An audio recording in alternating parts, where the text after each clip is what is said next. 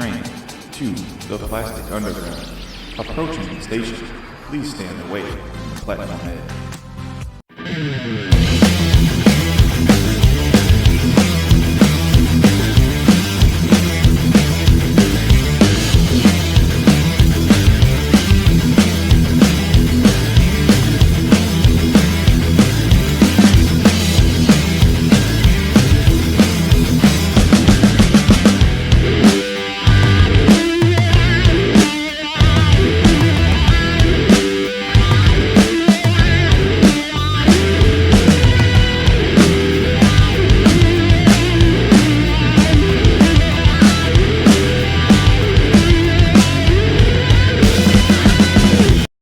Okay, so like usual, I made a template of this project, so we can get started here. So this is just a little bit of 10 millimeter high density foam from SKS Props.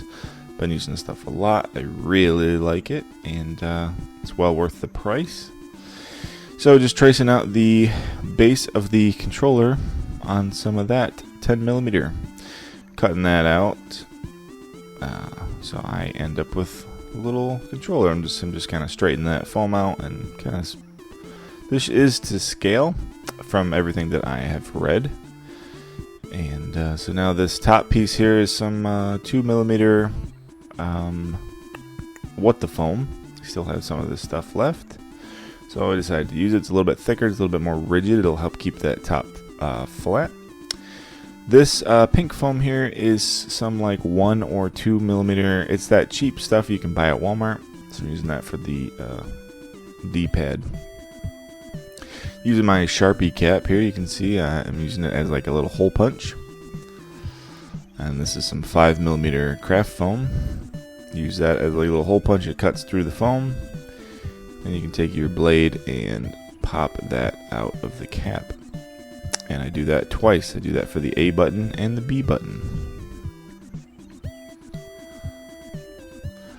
So then that can all get glued together. I'm using contact cement. I'm using Wellwood contact cement. So brush it on to both sides and let it dry.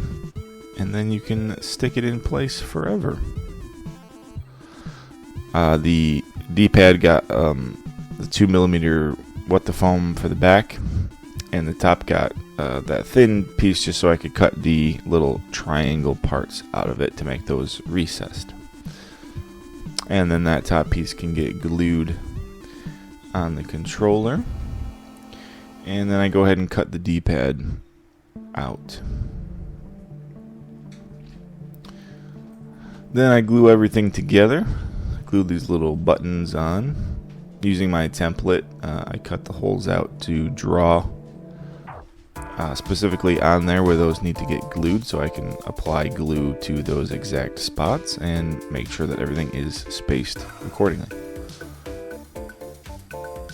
The D-pad also gets glued on.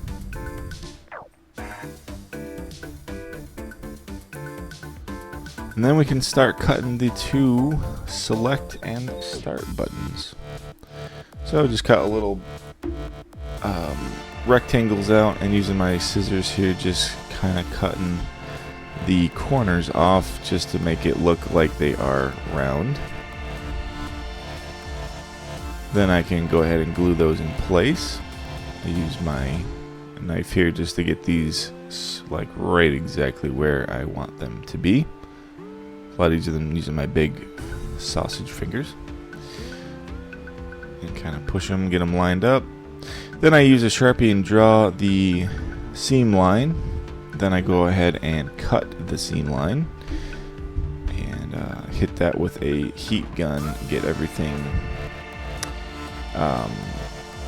sealed. But I go first, obviously I go through and I sand all the corners, kind of round the corners out, and sand the edges smooth. Then I go ahead and cut this hole here where the cord plugs into.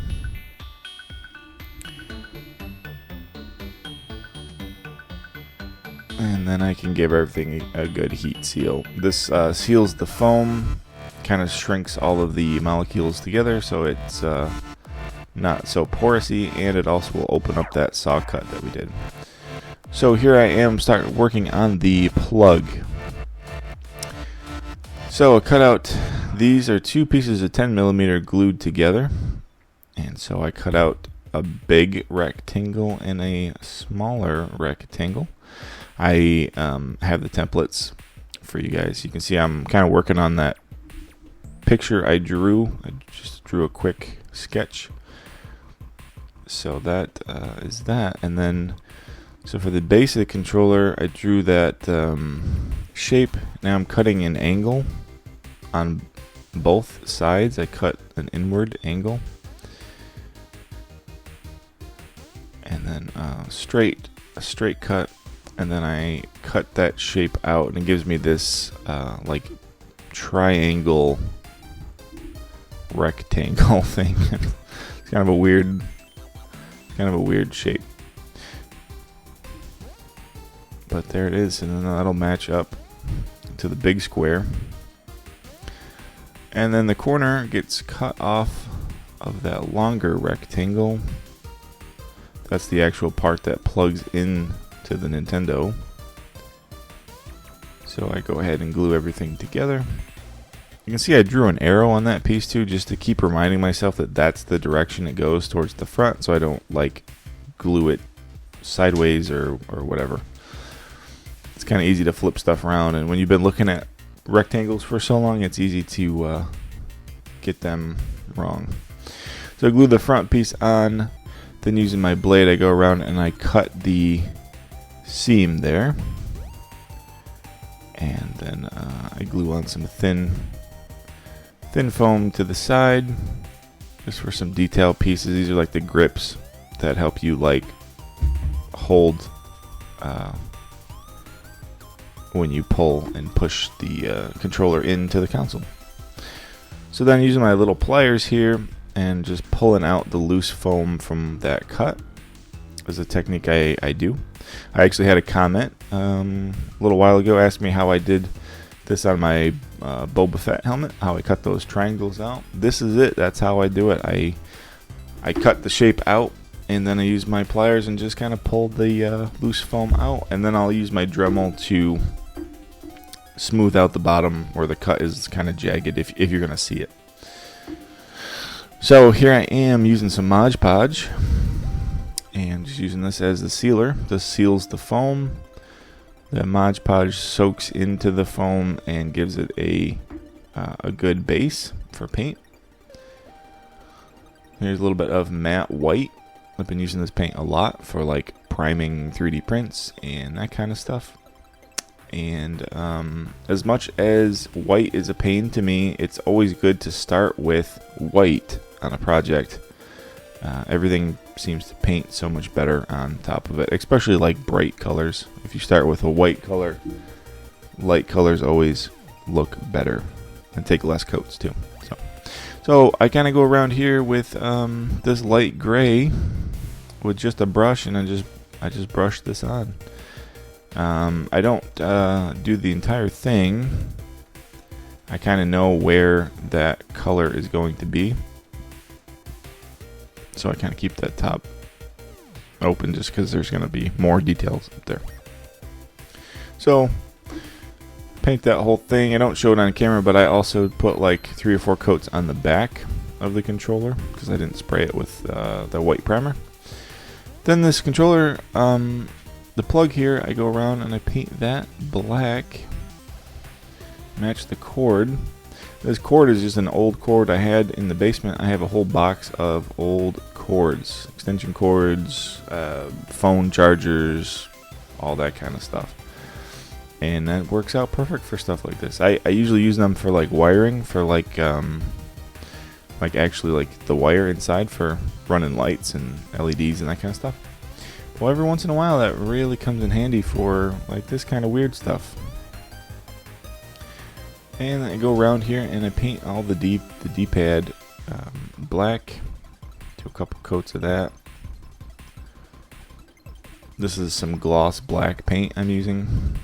so that when it's dry, it's got a little bit of a shine to it, which doesn't really matter because I sprayed a clear coat on this anyway. So the select and start button also gets a black coat, and the A and B buttons, they are classic red. When you think of an NES, you think gray, red, and black. At least I do, anyway. So I paint the edges first carefully, and then I can paint the top. Then I am looking at a reference image here, and I just kind of start going through and painting the details in. Everything kind of gets boxed in. So I'm kind of painting like the straight lines first, especially around the D button. They get like a seam. I think this is it's a sticker that goes on top of the controller. There's a little bit of like a gap. It's got to be like a paper sticker or something, but I am just painting it on, and I think that came out really good. This is when this thing started looking pretty good in my opinion. Once I started getting this black outline, I was like, man, this is looking pretty like legitimate, and I was pretty happy with it.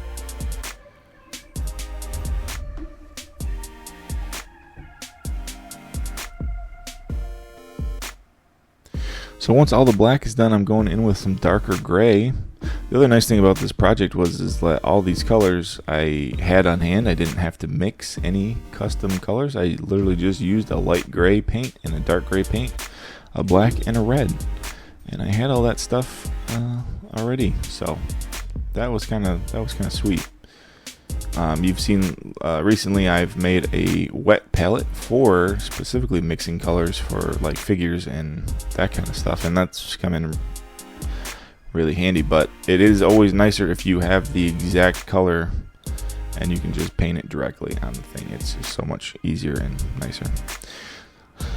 Going through by hand and painting the details on here with a little bit of red. It gets the select and start button and the Nintendo logo and the A and B button. And this takes a couple coats because you're painting red on black. But I just kind of go through quickly with 2 coats and make this look pretty good. These are pretty small details, but they really add to the controller. So the cord here, this end of the cord gets glued into the controller.